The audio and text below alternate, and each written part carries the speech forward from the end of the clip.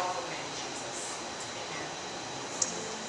I've been hearing for weeks now, and this is the beginning of a message. I know it's going to continue to unfold, so I would say this is probably part one, because I think he's going to be giving me a lot more on it. And I've been hearing this one phrase over and over, and the Lord's been saying, Donna, can you hear the sound of the page turning? Can you hear the sound of the page turning? And so I began to sit down and listen to what that was. And there's a whole bunch of passages he's given to me, and he's only allowed me to actually unfold one of those passages, and that's what I'm going to share from tonight. And so it's not a long message, but it's pretty specific and pretty focused. And one thing that he began to speak to me is that it is birthing time. It really is. It's no longer to be like a bird that's sitting on a nest waiting for the egg to hatch. That season is over. The waiting is over. The incubation time of God's dreams. It's like we incubate and we sit and we wait on the dreams of God. And when he began to speak to me is that incubation time is over. The dreams that he's put within our hearts now, it's birthing time. It's time to begin to see them come forth. No longer say that they are in the distant future. Begin to declare that it is birthing time. Begin to speak it. Align ourselves up with what is being spoken in heaven. Align ourselves up with that. And then the Lord spoke to my heart and he said, the page has turned. And what he wants to do is write fresh visions. His hand, if you can see his great hand, his hand literally has turned the pages in our lives. And what he wants to do is he wants to write fresh visions, and they, again, will not be some distant reality that we look on, but we are going to see them come forth. He's going to write them, and we're going to see them come forth, because this is the season that we're in. The old dreams will remain, but there will be a freshness upon them. Doesn't mean that everything gets erased. Do you follow what I'm saying? Some of those dreams that still have not yet come forth, it's not just flush those, but there's going to be a fresh breath on them, a freshness. And they won't see distance. They won't look like, oh, will we ever get that? That they will be obtainable, an obtainable reality. You know, like I can touch this. You follow what I'm saying? We can touch this. Okay? It's not like out there someplace. And remember that the Lord is speaking. Always remember his dreams are way bigger than ours. So if it's something that you can probably accomplish yourself, it's probably not him. Doesn't mean it's not bad. It's bad. Maybe a really good idea. But the things that really come from God really require total dependence on him. They're way bigger than us, and it takes amazing faith. You know, like I know I can walk from here to Karen with no problem, but walking from here to California could be a challenge. Okay? You understand? You know, I know that's an extreme, but that's what I'm trying to say. You know, I can walk to Karen, it's no problem. But, you know, the other would be. So, you know, God's dreams require faith and acting in faith, and again, dependency upon him. Lance well know, I said this last week, when did I speak? A couple weeks ago, I don't even remember. Whenever I spoke last, I used this quote, and I'm going to be using it again.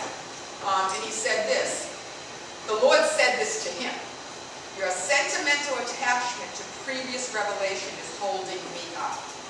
Remember me saying that? Your sentimental attachment to previous revelation is holding me up. And what happens is we can become sentimental with what God has spoken to us.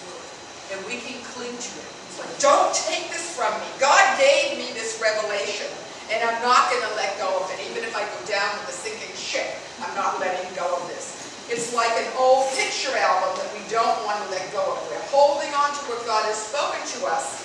But if he shifted, and we're still clinging here, we literally hold him up. And so if he shifted, we have to shift with him. That's really important in this hour, because we can't be living here if he's moved there.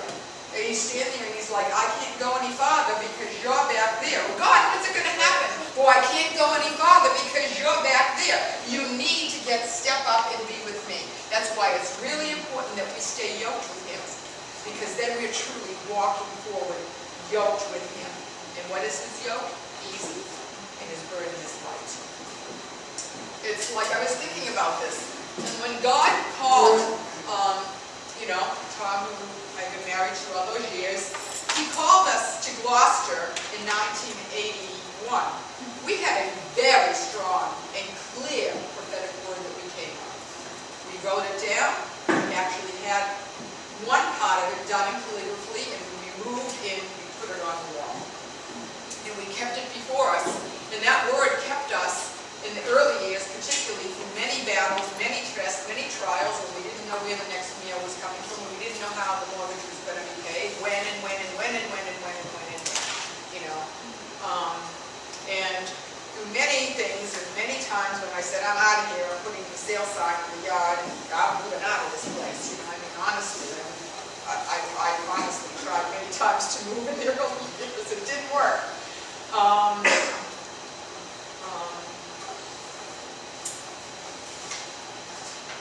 So after, Tom had passed away, which was 4 years ago now, I began to question, okay, now what? Do I hold on to this, or what? You know what I'm saying? Is this supposed to continue? It was a real valid question. Does that dream still exist, or have things shifted? Because to hold on to what he gave us when we came together, if I was supposed to, then fine, but if not, I better let go of it. I'm just using myself as an example, okay? And there were people that said to me that meant well and probably believed that they heard, oh no, you've got to stay. Like this is, there's a portal here, you cannot abandon this work, blah, blah, blah, blah, blah, blah, blah, blah, blah, blah, blah, blah, blah. And I'd listen to that and I'd ponder it and I'd say, okay, Lord, what? And then others, no, it's time to move. And so there was many opinions. Finally, in my own heart, I heard and then I got confirmations that the season was over. That was what he had spoken to us. We had fulfilled most of what he had spoken to us. Not every piece of it, but most of it. But the Lord said, but now it is time to shift. I am not. You can stay. You can hang out. I still love you, but I've moved on. And if you're going to move with me, you need to move on. So that's the type of thing I'm talking about. I could cling to that word that we had hanging in the dining room until I moved 1 month ago today. If I'm saying it's not hanging in my new apartment, there's a fresh word hanging in my new apartment.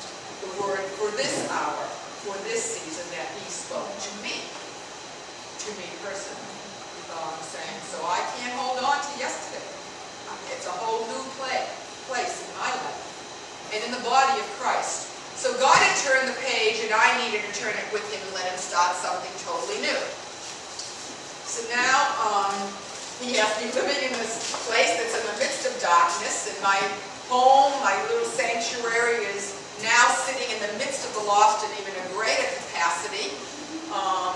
And it requires me to press into a new level of peace and to know peace, the person of peace himself, in a greater way, because I know that atmosphere of his peace needs to literally permeate where I live. It needs to go out the doors, out the windows, out from my life, and permeate the very place that I live. Because a couple of times, I've said, what am I doing here?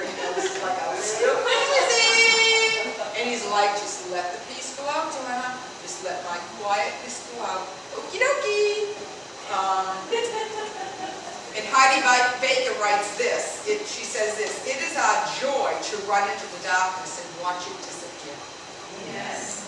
Isn't that good? Yes. It is our joy to run into the darkness and watch it disappear. There's a painting if I could paint, which I can't. But I just love that. Can't you just see, like with these burning flames, it run into the darkness and it's gone. Because his light and his flame of love and glory is just overtaken it and it's consumed. And I think that one sentence paints such a powerful picture.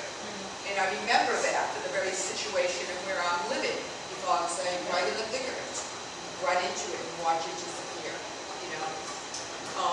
Then he's asking each of us in our own unique and individual and then corporate destinies, where we live and who we meet, to be that light that will, with great joy, and watch the darkness disappear around us. And so, what I want to talk about